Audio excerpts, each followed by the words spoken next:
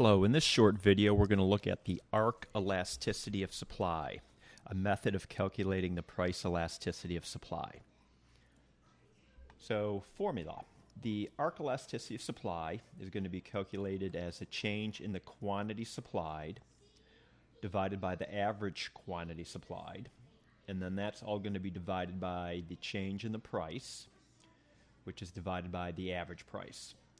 So this is kind of a mess, so just manipulating a little bit.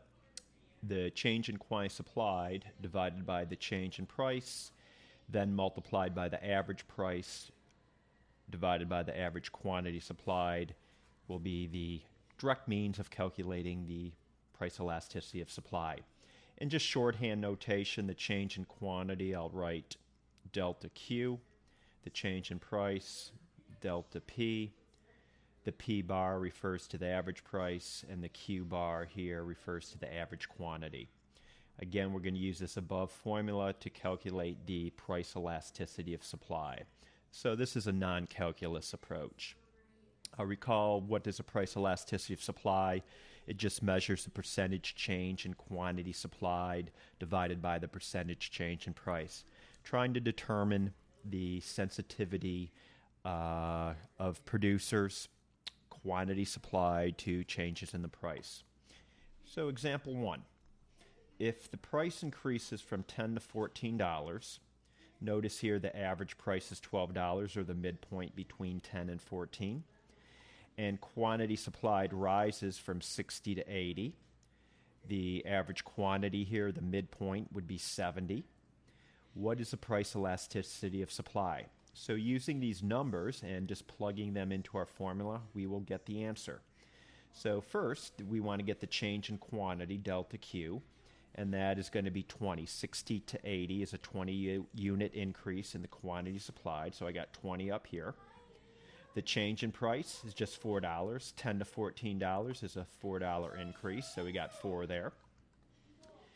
The average price, P bar, is $12, so that goes there. And then finally, the average quantity, or the midpoint between the two quantities, is 70, and that goes right down here. So 20 times 12, we get 240. 4 times 70, we get 280. Simplifying, the price elasticity of supply here is 0.857. And since this number is less than 1, we have an elastic supply. Let's move on to example 2. In example 2, we're going to calculate the price elasticity of supply from a figure. So what do we want? We want to calculate the price elasticity of supply between $10 and $15.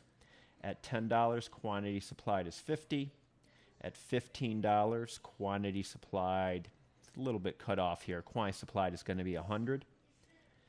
So the change in quantity is just 50 to 100. That is a 50 unit increase, so that's where this 50 is coming from, just 100 minus 50, this distance right here. The change in price going from $10 to $15, that is a $5 increase in price, so the change in price, change in P, is 5. The average price, so the average between 10 and 15, is $12.50. And the average quantity here, the average between 100 and 50, is just 75. Simplifying this, we see that the price elasticity of supply is 1.67. In this case, we have elastic supply. This number is greater than 1. 1.67 exceeds 1, so by definition, that is elastic supply. And finally, our third example, using another figure here. We want to calculate the price elasticity of supply between 0 and 2 units of output. So at 2 units of output, the price is $80. At 0 units of output, the price is 0. Okay? And so the change in Q, going from 0 to 2, that is just a 2 unit increase in quantity.